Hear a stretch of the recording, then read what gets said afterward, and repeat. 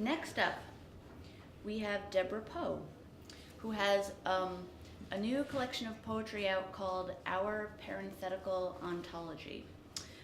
She has a couple of chapbooks out from Stockport Flats Press and Furniture Press. She's currently working on a project called Elements, which sounds incredibly relevant at this moment, and a short fiction collection called Event Landmark. She's teaching at Pace University right now. Welcome, Deborah.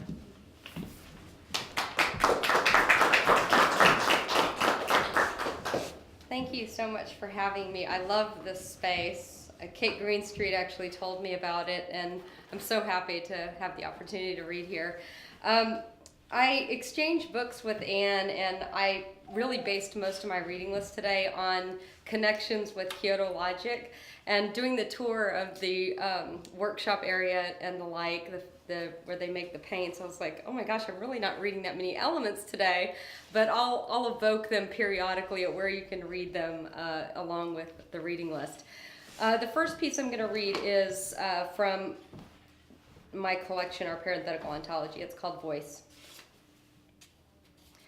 Your voice, new as piano keys, black, white, and aching, beginning its gracious news. Or in a pine barren to a backyard, turned blankly to fall.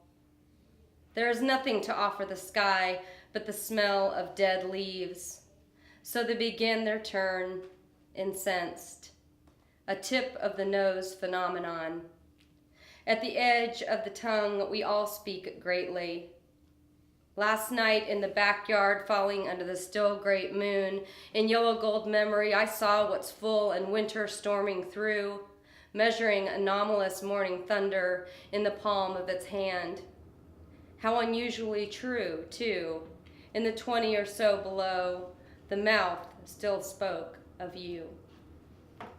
I just changed that from 30 or so below to 20 or so below for today. Even now, the landscape collects itself, but we understand assemblage as the gathering of things. How even objects, now imagined, have an affection of their own. The way you lose someone is the question, and gathering collects itself into a history. No, it's not the land that bore its way into us. It was the naked bodies asked to be clothed in vulnerable cacophony that made the loss so mocking, more like a grin and clench, bearing it over and over again.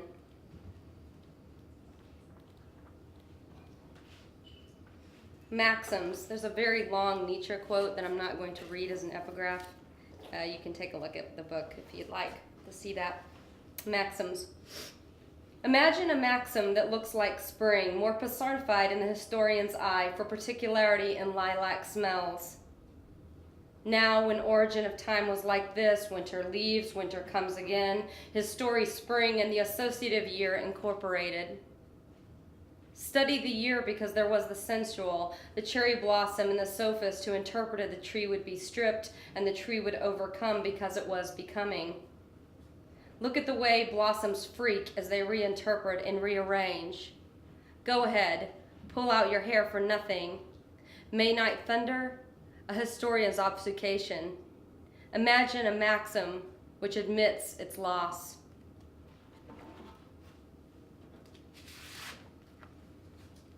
I have a few pieces that aren't in the collection and they aren't in the manuscript for Elements, and I'm going to read those three next.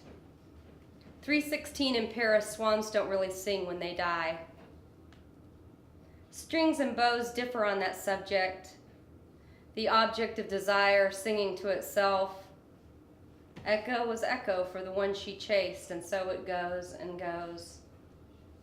Lick the envelope and send, and the singer wills the song. A chorus offering solace to the suffering. These next two are published in Filter Literary Magazine, which is done out of Seattle by Jennifer Borges Foster. I think it might be one of the most beautiful magazines that I'm in. They're all hand sewn. She does 200. This is the second volume, and it's just a beautiful, beautiful thing. I'll put it out by my books so people can take a look at it. Conic ice end.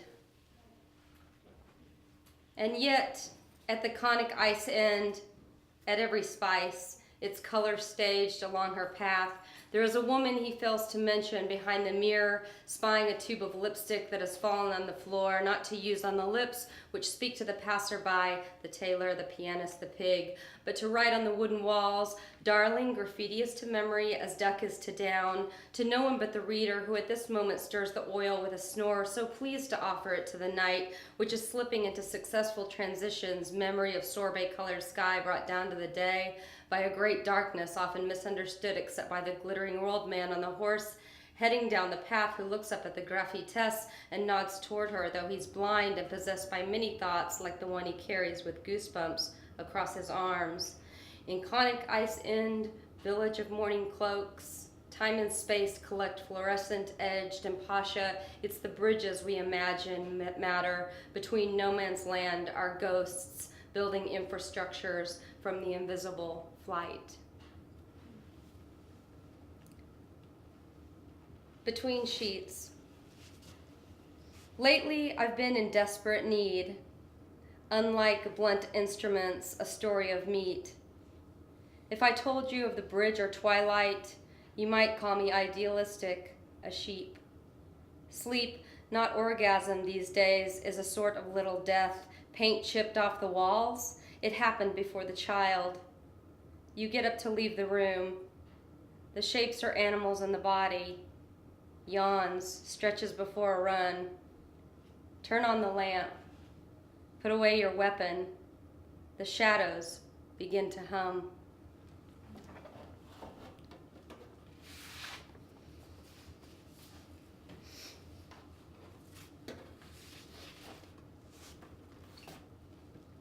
Calcium.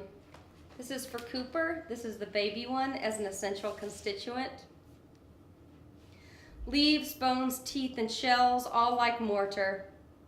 In the cenote, we dive deep into our abstraction, and she drags behind her stalagmites and stalactites, which contain calcium carbonate, along with a baby.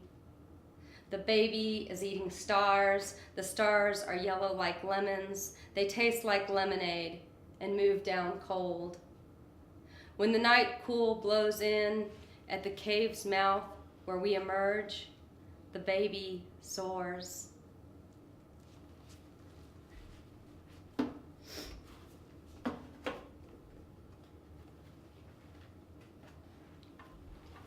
Mercury.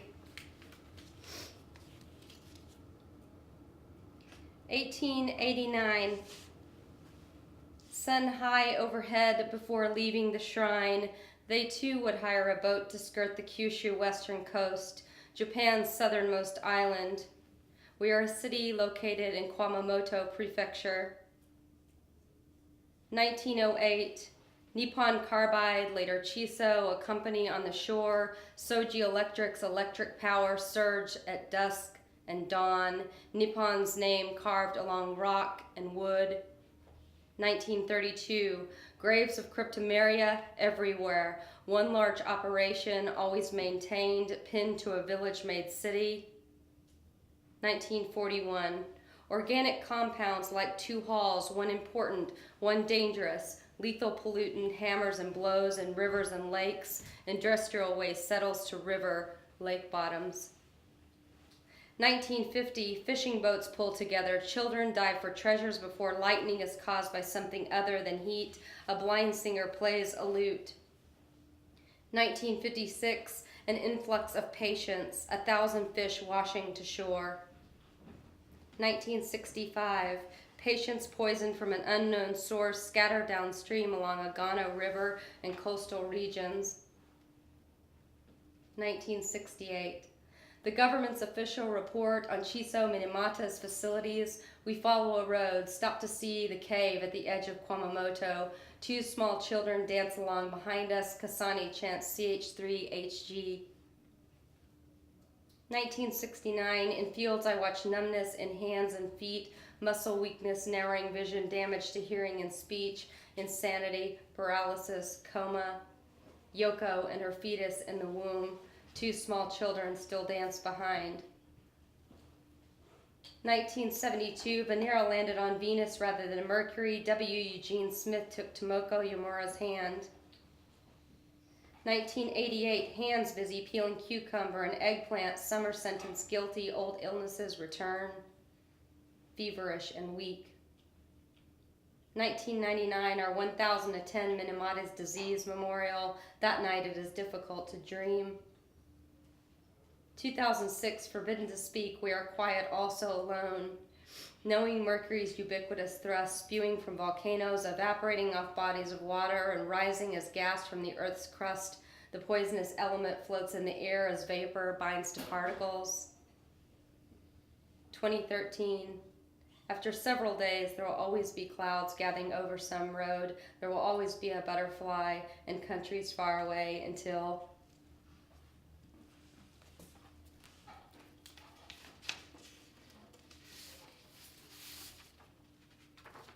Neon. New York City cycle. This is my attempt actually at a Luc Bot, which is a Vietnamese form, with emphasis on attempt. I'm not a formalist, but I'm going to read this one anyway, because this is the most recent one, an element I've written. New York City, Saigon, consuming air-drawn homeless light. Cher frère, draw back the signs. December's briars iced, distilled trees, merchandiseless field. Neon traces, ghosts, erasures laugh, gesture, reddish-orange tracks. The bone lottery, blink, drones on. And just a couple more. I'll read one more from the book and one more element. I'll end with one more element. Weist solo. It's actually written like this, but I just usually refer to it myself as Weist solo. It's got a epigraph from Lucy Brock Broido. Was chamber and amage and tender and burn. Am essurient was the hungry form. Am anatomy was the bleeding thing. Try a longer poem. I mean, he didn't say that, but that is what he meant, you thought, and there were other things he did not say. Tell me a little bit about yourself. Coffee falsetto. How does the gaze turn in? The roses in the glass mean nothing next to checkered pink roasted thighs, or the flamingos pinkin at the Carotene Eatery. How far is delighted from disturbed? Here they slush, not so often there, they slouched, curved under rain like foreign accents, umlauts, aigus, and grave. What happened after the rain? Earthworm tapestries spilt rose and gray over oil and sticks, the rainbow grounded in something concrete, or rather after, or rather then. Children tumbled out of houses into chest-high water until streetlights came fully on. And of the voices, take the needle and wheedle, take the mouth of an old lover, call it your own. Something is always lost between one tongue to another. A lick taken in by hungry cats, nothing inside is good enough. Take the pillow, mindful, shove the night and down in the throat. The difference between aspiration and ambition, one lets you breathe. And who shall I say is calling? Twilight of hand-trapped fireflies. How many sparrows scattering above? Do not expect a number for the such and such beating between.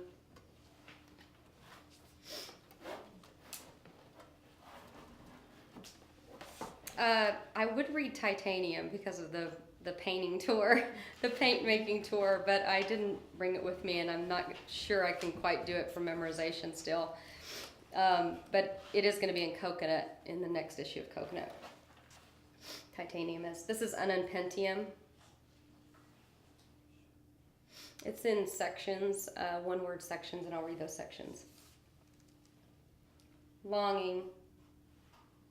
Black ice tongue, tremble in under skin, just below the skin. Frontier. Sequoia, Cherokee syllabary inventor. Amazing grace, sings trail of tears. Language. Horse running through window, wild. Chincoteague, breathe. Your mouth over silence, choke, cold, your speech. Death 1, 2 cornflower blue columns, xenon, see how they light up the night. Death 2, How will I generate my own ghostly light? Thank you.